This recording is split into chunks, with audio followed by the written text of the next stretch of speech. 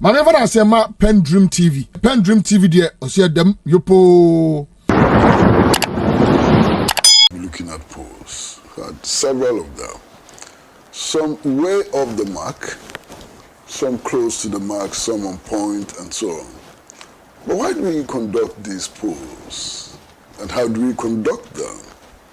The controversies around them, are they legitimate or not? And it's a pleasure to welcome to our studio at Abelenke,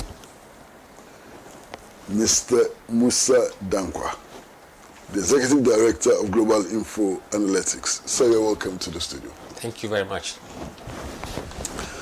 Now, these polls, why are they conducted? Polls serve different purposes. Let me begin from us, the voters. Opinion polls tend to confirm what we believe might be true. For example, we all have heard people saying things are hard, but you can't tell what proportion of Ghanaian voters think things are hard. We all know that people's standard of living has been affected by the economic crisis. Indeed, the World Bank said so. But what proportion of voters believe that their standard of living has worsened?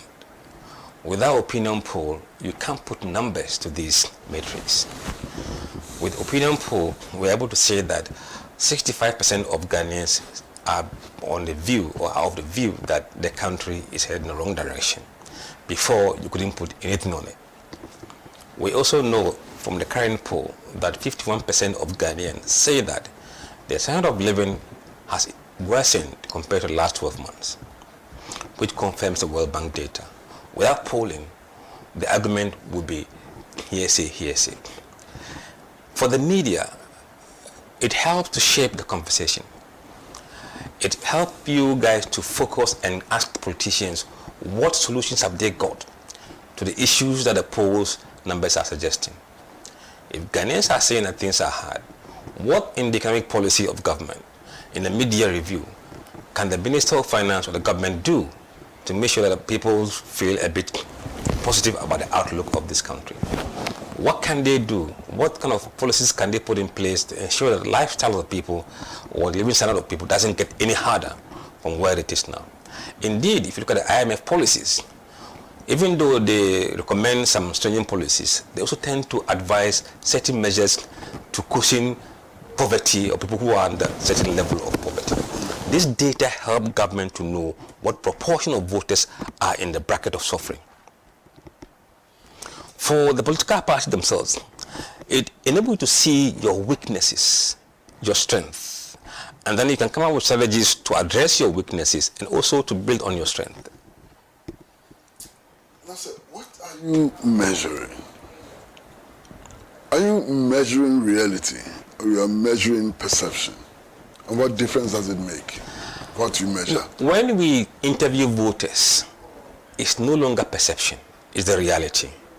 We ask them, compared to the last 12 months, has their standard of living improved, gotten worse, or has remained the same? Those who have felt something has improved, they tell us they've seen some improvement. Those who say maybe nothing has changed compared to what they know 12 months ago, they say so openly. And those who are suffering on a regular basis, on a daily basis, tell us that it's getting worse. That is not perception, it's reality. If we ask a question like, do you believe that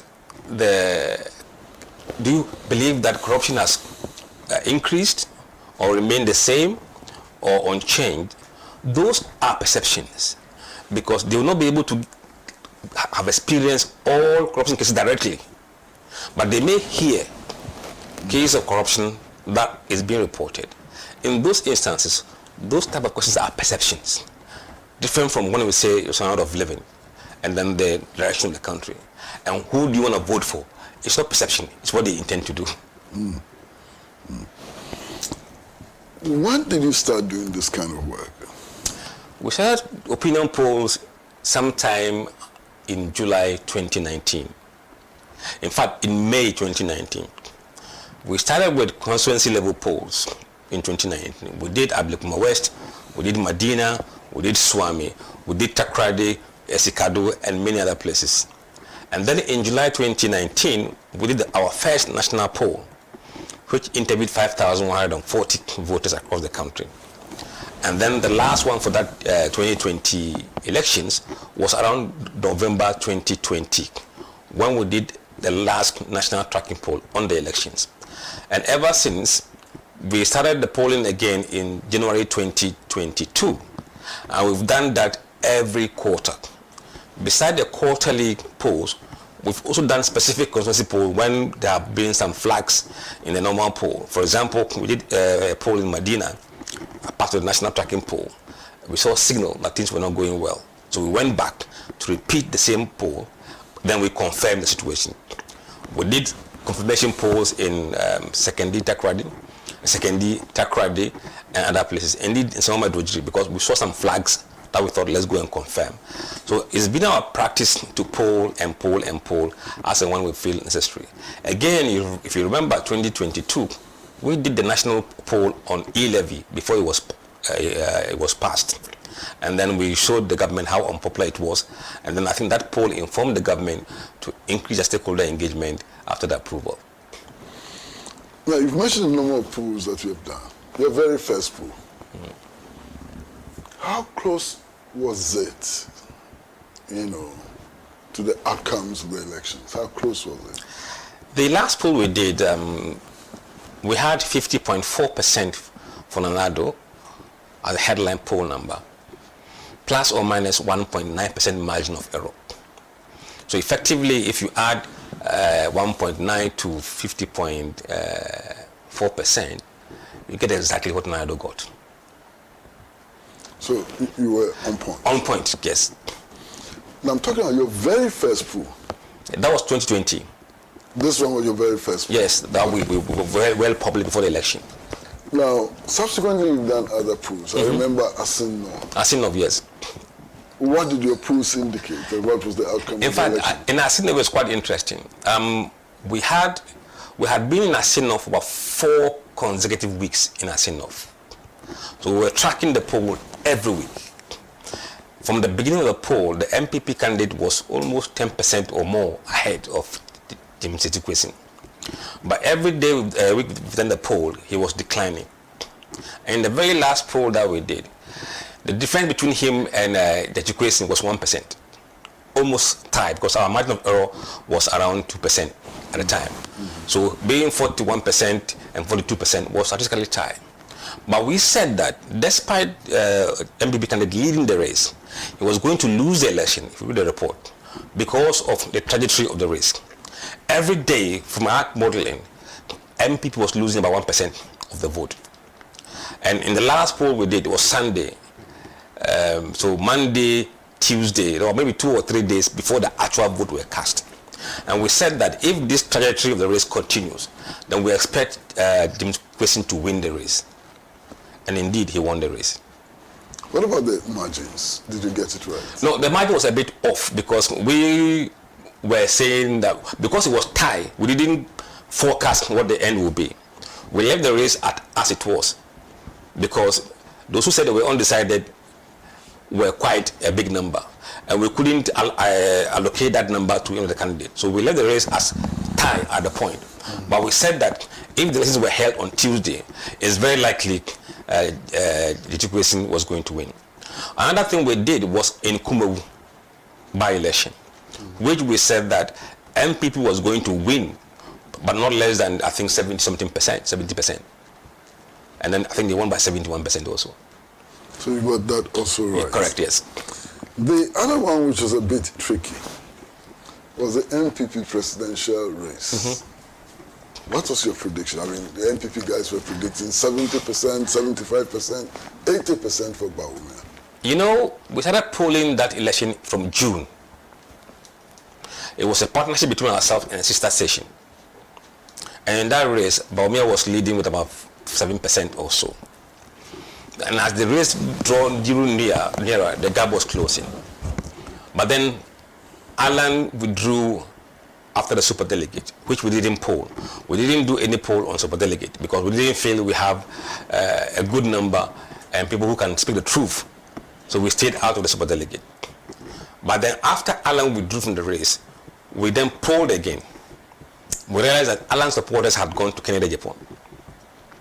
But the very last poll that we did, which came about 2 weeks before the election, that had Bawumia on 43.5%, Kennedy on 23.5%.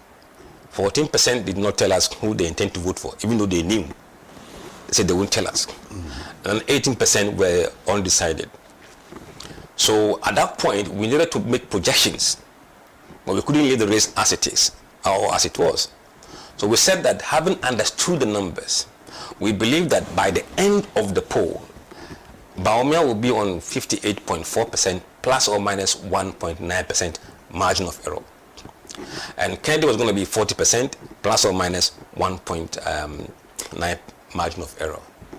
And at the end of the poll, when others were projecting 85% and 70%, and indeed we were vilified in the media that any poll that puts Dr. Bawumia below 75% is a bogus poll. But at the end of the day, we came on 60.3%, and Bawumia got 61.4%. Okay. Now your latest poll, what are some of the interesting figures that you have come up with? I always like to speak to the data that would eventually tell us why people are voting the way they are voting. It provides you with the underlying reasons or factors that drives the polling numbers. So I always start with those who said that the country is headed in the wrong direction. Because if they believe that we are on the right track, they will certainly renew the mandate of that driver or the party that is driving the wheel. Currently, 65% of Ghanaian voters are saying that the country is headed in the wrong direction. That is quite a big number, compared to 25% who think that it's in the right direction. Every region in this country believe the country is headed in the wrong direction. No exception, from Ashanti region to Northeast. And then you look at people's standard of living. 51% of the people we spoke to said that compared to the last 12 months, their standard of living has gotten worse. Over 50% of voters. Now, if we have argued that elections are based on bread and butter matters, and these people are saying that as far as that bread and butter situation has gotten worse, those kind of feeling tends to influence the way they intend to vote. Then we ask the third question, which revolves around the top 3 issues they would consider before they vote. We ask them that, look, we know you have plenty issues, but give us top 3 that are always going to be on your mind when you go to the vote, when you go to vote. Number 1 for all voters is jobs. Jobs is number 1. 2 is economy. 3 is education. Now the question is, what is the current job situation? If it is positive, it tends to favor the party in government. If it's negative, it tends to go against you.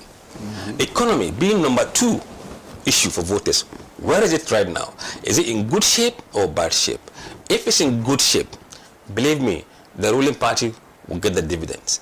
If it's in the bad shape, the ruling party get punished for economic hardship. And then again, education. People feel that there are issues in education that have to be resolved. If that is the case, who would that favor?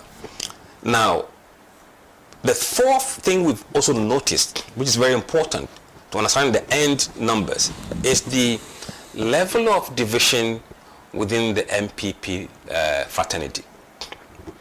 Whereas the NDC is quite united behind their candidate, MPP is fragmented. MPP votes are scattering at the moment, or are being shared by Dr. Bawumia, or between Dr. Bawumia, Alan Martin, Mahama, and Nana Kwame Bediako. And that cannot be good for a party who wants to retain power. And then when we ask voters whether they believe the MPP will break the 8, 55% of voters say no, MPP will not break the 8. Only 27% believe they can break the 8.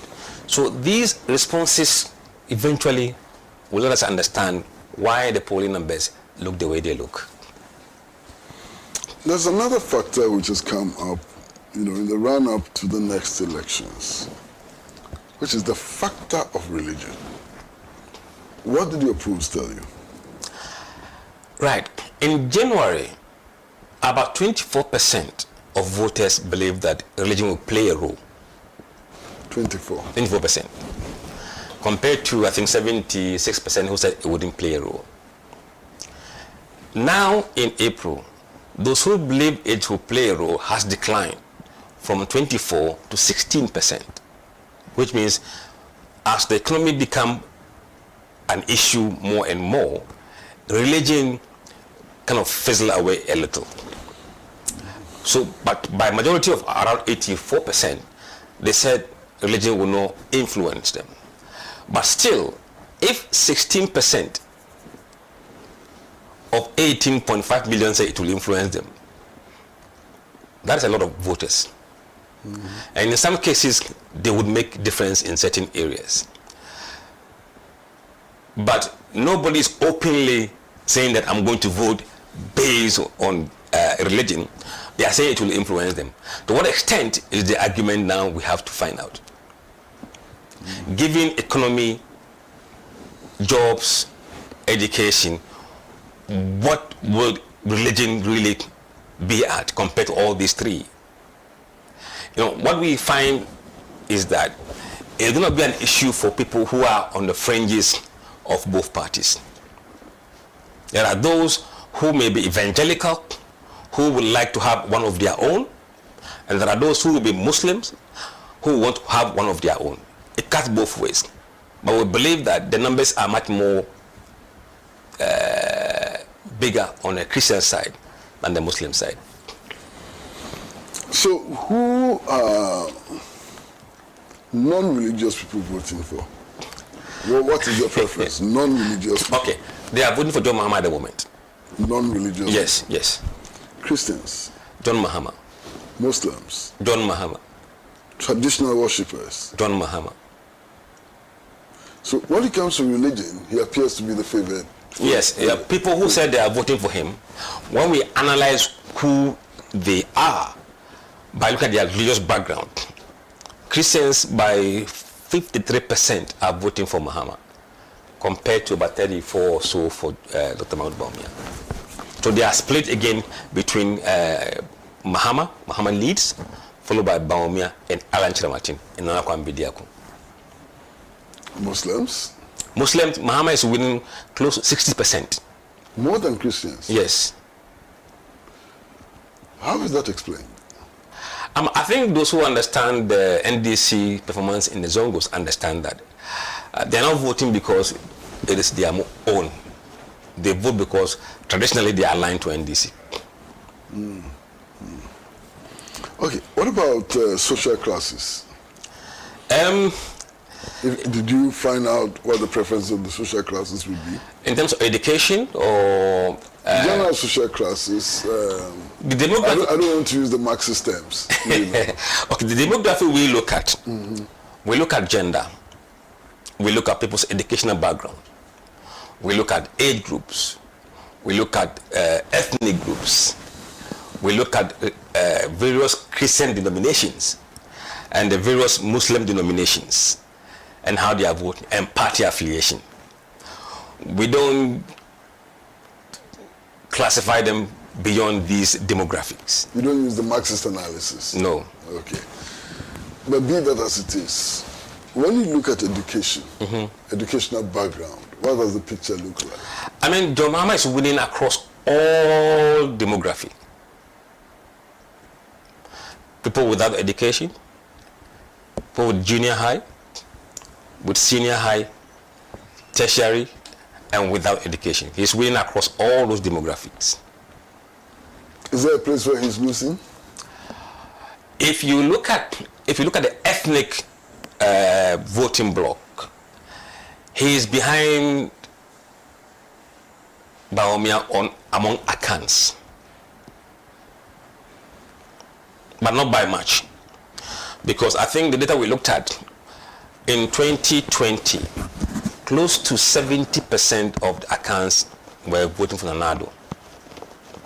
Right now, it's about 53% or so, or 58%, I have to double check, voting for Bawumia.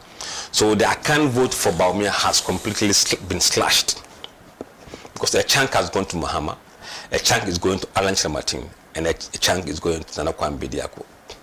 Now the second group that is tied between Mahama and Bawumia is a small minority ethnic group called the Mandis. In that ethnic group, it is square, Mahama 42, Bawumia 42.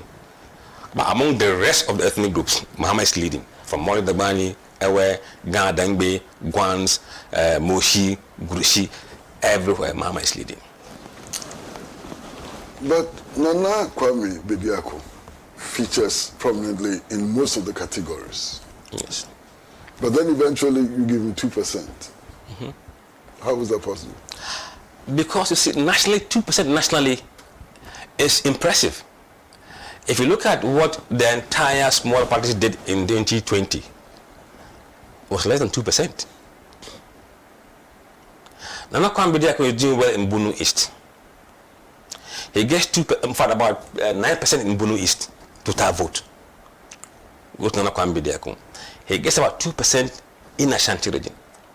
Can you imagine if NDC get additional 2% in Ashanti region, how that number help them? So when you are doing 2% in Ashanti region, that is quite a big number. Nana Kwame Bediako is doing 5% in Eastern region. A first timer in Eastern region. That is remarkable. So he's doing a bit here and there, here and there, here and there as a first timer. We don't know how he's going to perform in July. But we are monitoring that, but it doesn't seem to be somebody who is going to lose traction, because he's appealing to younger voters who feel disappointed with the current system of MPP and NDC, and they're looking for somebody who can offer them something different. And that's why his message is kind of appealing to the younger voters. We're going to take a short break now, and when we come back, I'm going to ask some interesting, some may say controversial questions. Sure. So we're taking a short break, and when we come back, the last question I would ask is, what is the interest of global info analytics? What is your interest in electoral polls?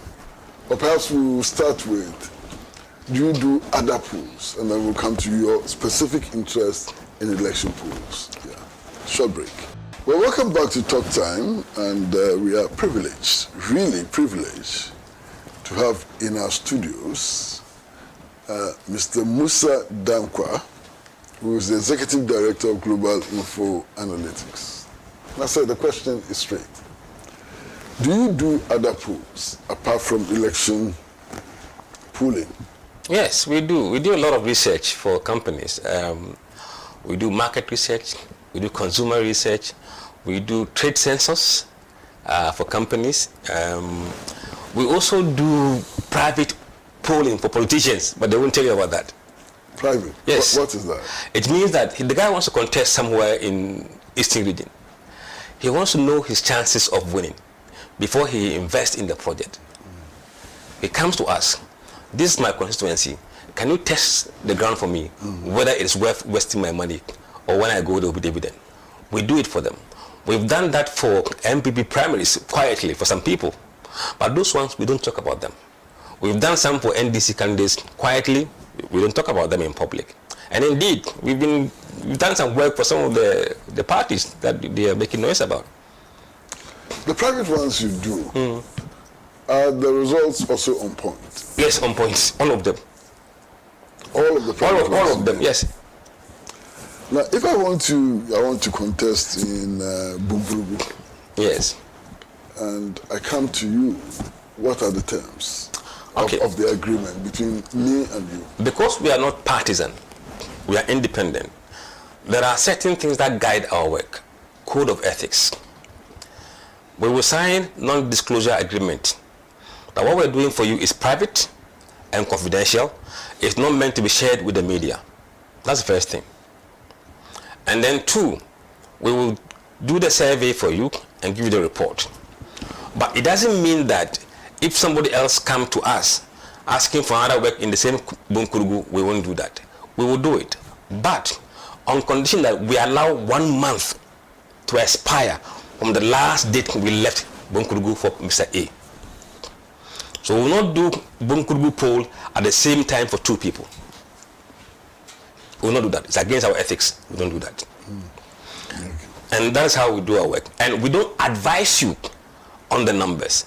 We merely collect the data, analyze the data, and present to you the charts and the stuff. You then go with the data to meet your advisors, tell you what to do.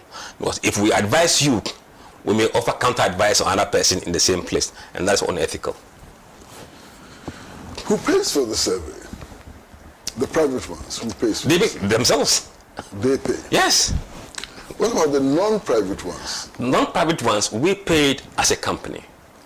When we do work for private people, like those MPs, or we do work for companies who want to do market research. We've done market research for companies, big companies in this country. We've done market research for companies in South Africa. We've done market research for one of the big conglomerate companies into beverages in the world. We've even done work for one of the big companies in pharmaceuticals. So when they pay us, we've set aside this small money that we spend every 90 days to provide what we call the corporate social responsibility part of our work. For example, if private companies go to renovate a private school as part of the CSR, the money comes from their what? Their revenue. It's exactly the same with us. You use your own revenue. Companies' own revenue to do that. What is the benefit to your company? Good. Using your revenue to do these pools. It's all different from when big companies like MTN does CSR. It boosts their brands. They are associated with good things in society. And also help in their marketing. Remember, we are not a think tank or CSO. We are a private company. So what we do generates traffic for us in terms of marketing. Once our analysis and predictions come through, it means that if we are employed by a client to do market research, we'll be doing a proper research that reflects the sentiment of consumers. That will help our brand. And indeed, some of the job we got from international companies was because of the confidence they had in the work we have been doing on the public national opinion poll. Right now, if you go and search for market companies in Ghana or market research companies in Ghana, our name will be up there. That is the marketing side of it. And also, because we do political risk forecasting, it's a service we provide to big companies who wants to know the political dynamics in this country. It's consultancy. You cannot provide that advice without knowing the situation on the ground. So if we go and falsify situation on the ground to deceive Ghanaian public, we are equally deceiving our clients. Do you have any other sources of income? If you look at our article of what we call company incorporation document, market research, modeling, financial modeling. We do modeling of financial outcomes for PPP projects. We do that's public-private partnership. Yes. So it's companies who are into PPPs who want to model the outcome. We do the modeling for them as well, as part of what we do. Our normal market research, consumer research, trade census. If you want to see how your products are doing across the market. We have done a similar census last year. We covered the entire country for a client. We covered the 265 MMDAs, where we survey the market to see who and who sells what for a client. So we do a lot of things. In fact, our revenue from political polling is less than 10% of our total revenue. So we don't rely on it. Now, how do you disseminate the results that you get? Good. Do you give it to the parties? Is it just sufficient to give it to the media and so on? How do you disseminate? We have deliberately avoid engaging the political parties as institutions. You see, I have said it before, when your report comes out and you send it to them directly, what they tend to do is that they may think you are putting pressure on them, that you are showing that they are not doing well, for them to give you a job to do. In fact, a friend of mine called me that, oh, he wants to send my survey to one of the MPs that in his area shows that he's not doing well. I said to him that don't send it. Our reports are public. When you personalize like that, they may presume that you want them to give you a job. So you are pressurizing them to give you a job. So we have carefully avoided doing that. But they will use that to blackmail you eventually. Our reports are first published to the media openly. Also published on our social media handles, Facebook and X, and also on our website. If any political party has interest and they want to know, it is there. Unless you give us your name to include you in the list of distribution of the report, then we will do so. In that case, you ask for it. We know the political terrain. We don't want to be trapped by any political party. Okay, we're going to go for another break. And when we come back, I'd like us to deal with your methods. What are the methods? Questions like sample size and so on, you know. So short break, and when we come back, we'll delve into those issues.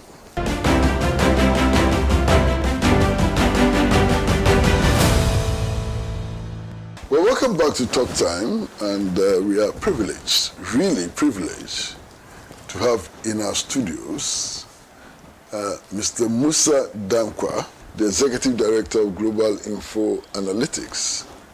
And as you do know, they've been doing some interesting political surveys, election surveys. And they come up with some very interesting figures, causing a lot of ripples in the Ghanaian society. Now we'd like to know what methods you use. 32 million of us. Less than 17 million are actually qualified voters or vote. How do you select your sample? Good. When it comes to sampling, it is not a question of opinion or somebody's wishful thinking. A sampling must be determined using the expected population size. We expect that by the time EC finishes the registration, about 18.5 million will be qualified to vote. So that is our starting point. And then you ask yourself, what sort of margin of error do you want to entertain in your survey? I mean, how far do you want your results to be out by? If you choose 5% margin of error, your sampling or sample size becomes smaller. Or you want to entertain errors, which is as large as 5%. We have chosen 1.7% roughly as our margin of error. Well, that's why we are comfortable that we'll be okay. Because to move from 1.7% margin of error to 1%, we need to interview about 9,000 more people to get to a reduction of 0.7%. And that is be too expensive for us at this stage. And we don't see the need for that 1% margin of error because currently the data is very wide. So we chose 1.7%.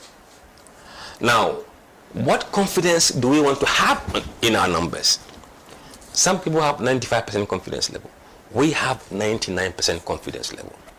So using these three variables, the 18.5 million voter population expected, margin of error of 1.7%, and the confidence level of 99%, mathematical formulas are there to give you what number of voters you have to interview if you want to have 1.7% margin of error and 99% confidence level. So it is not a matter of opinion. When you solve this, you have the sample that you need to interview. Now, it is not really about the size of the sample even though 6,000 will give you that confidence. It is about how you distribute the sample. You could even take 200,000 sample, and then you decide to give 20% to Eastern region, Ashanti region 30%, Accra 15%. That is not how voters in this country are kind of structured. So the sampling of 6,000 still has to be distributed to the regions based on the contribution of that region to the overall voting population. So the 6,000 will be first shared among the regions based on how much they contribute. So traditionally, Accra gets highest, Ashanti gets next, you have Eastern region, Central region, Western region, and so on and so forth.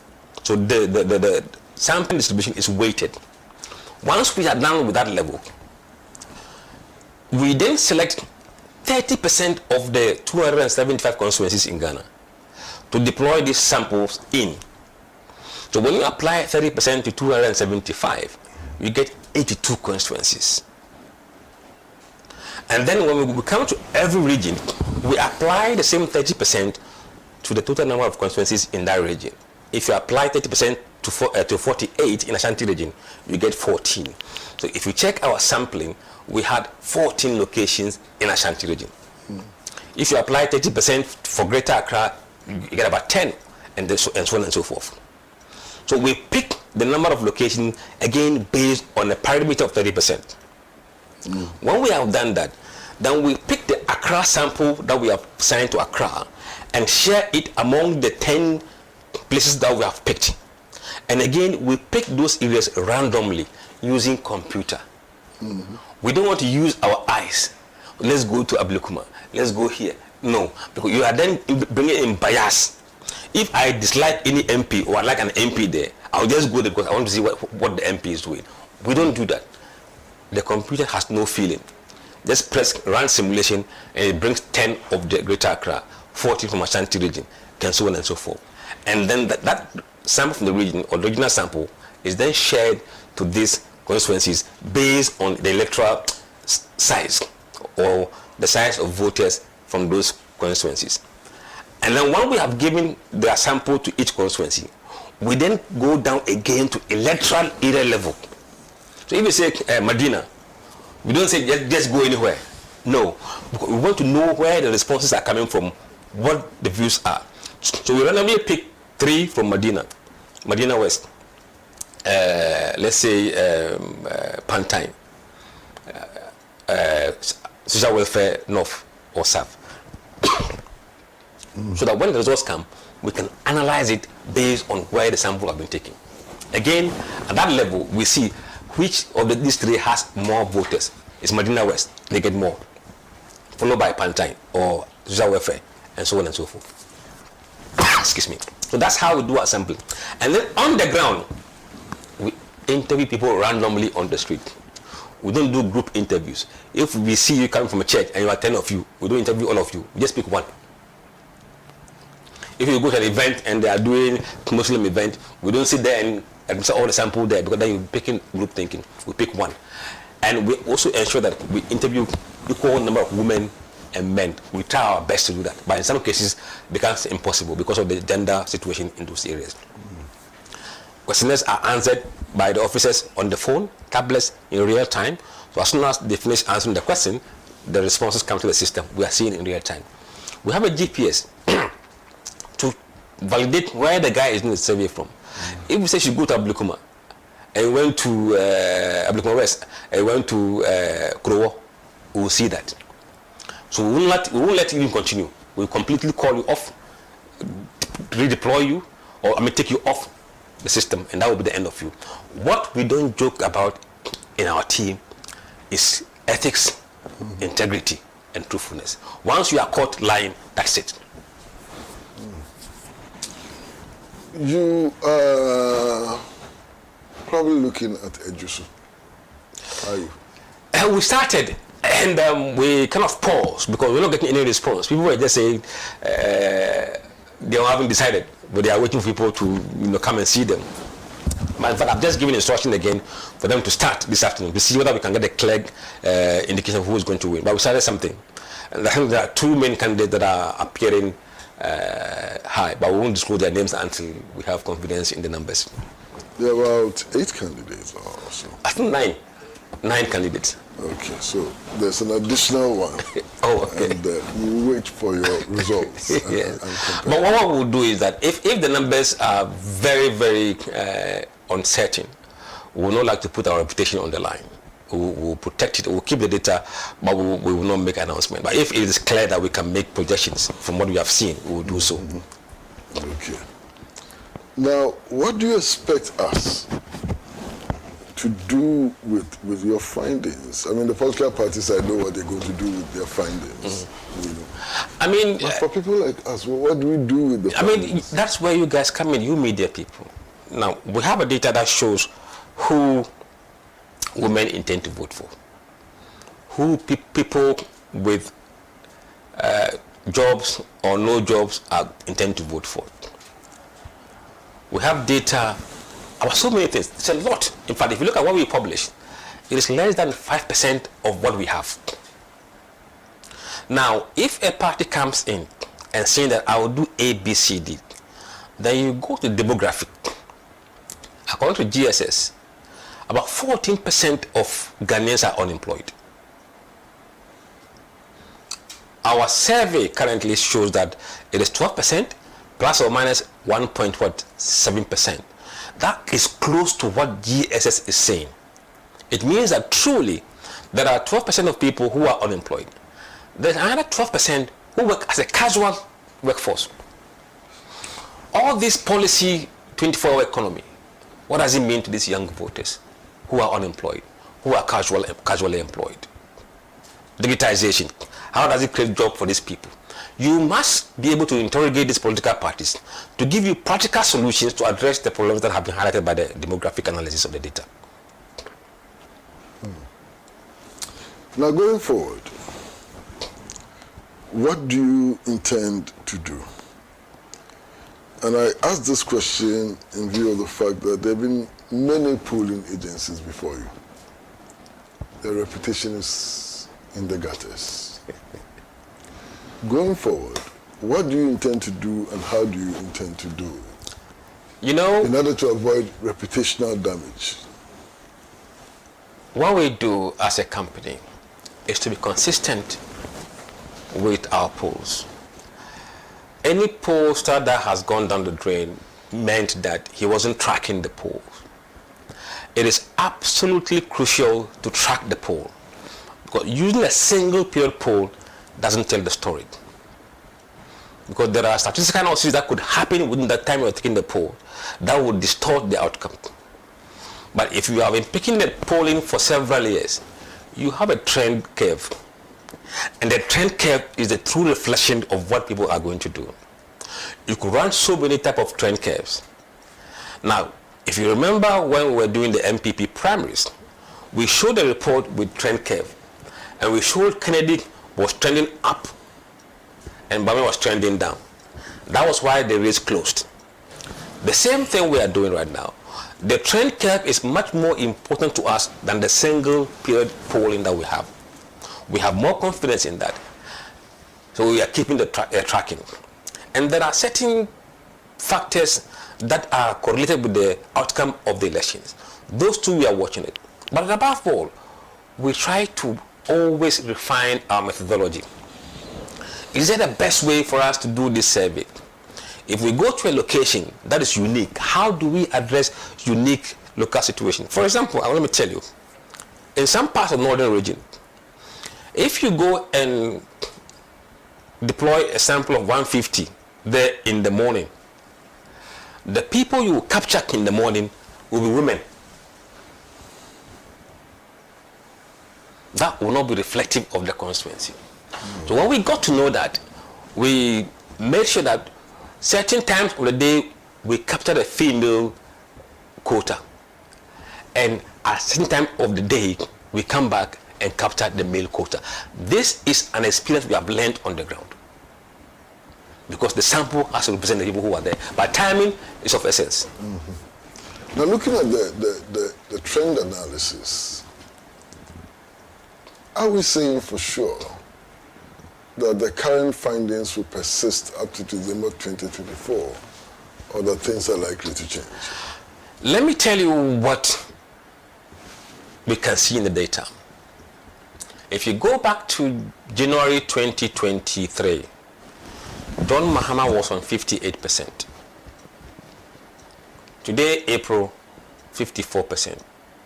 A drop of 4% over almost 16 months. Significant? No.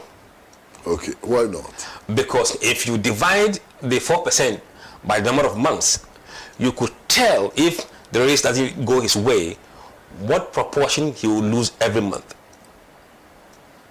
to September.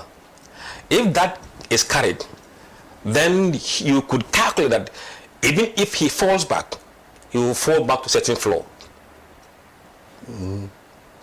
Remember in our send-off, we said the was MP was losing 1% on a daily basis, because that calculation came from the tracking we did. So we could calculate what is the number of percentage he loses every month.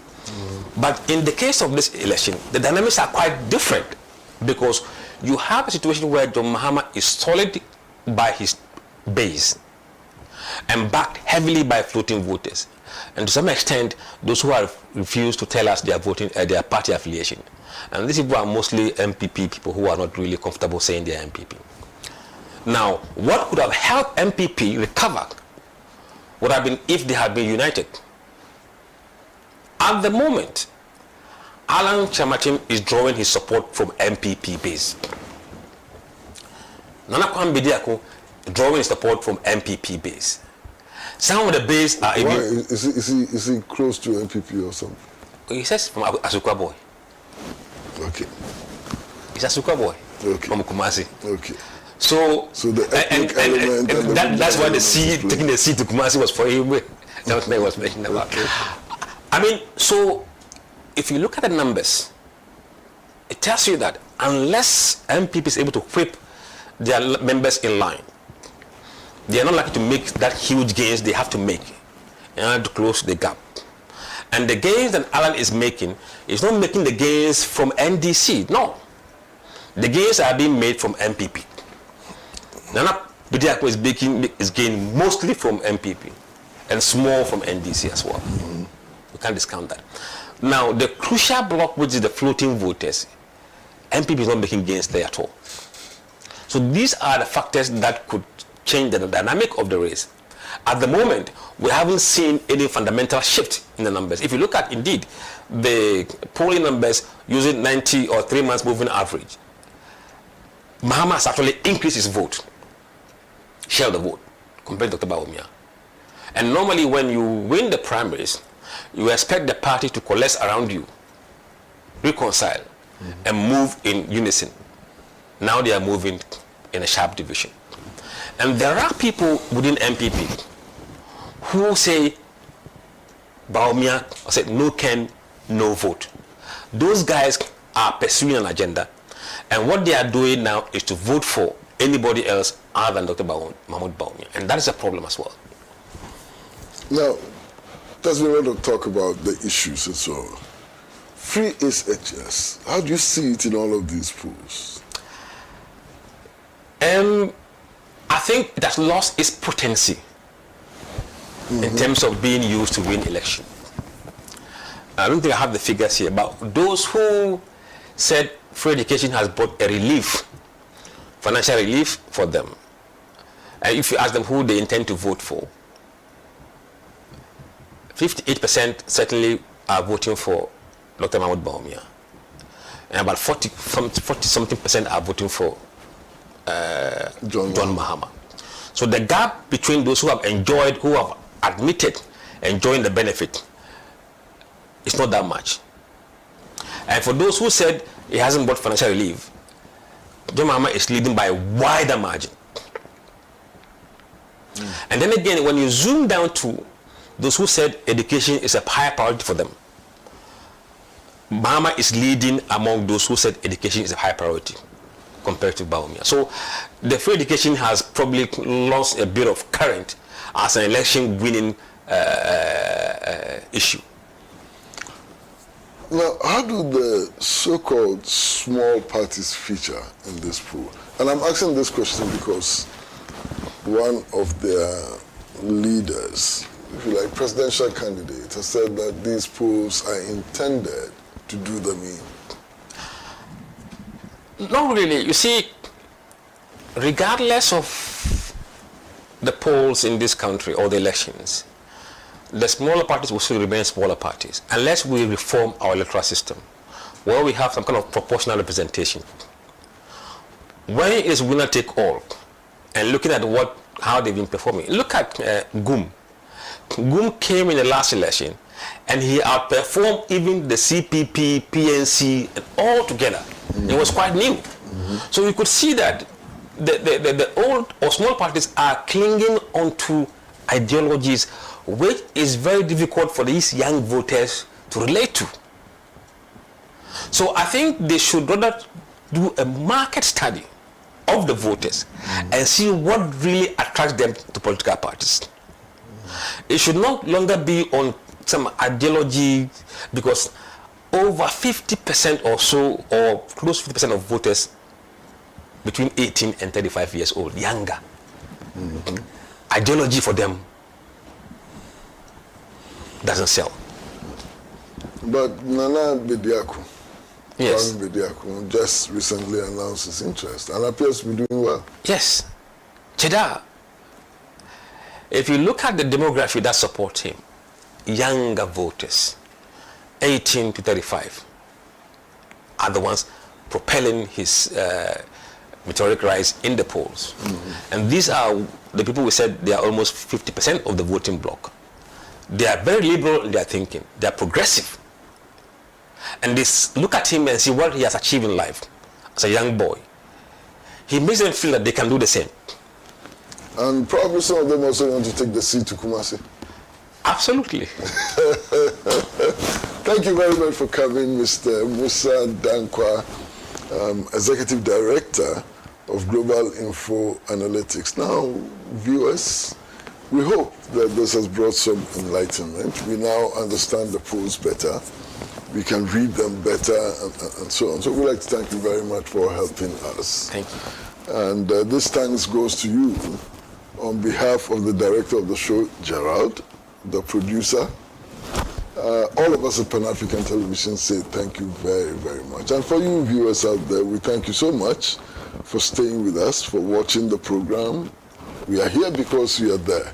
Thank you very much. See you again next week. Bye-bye. Manever I say ma PENDREAM TV. PENDREAM TV there, I see them yopo.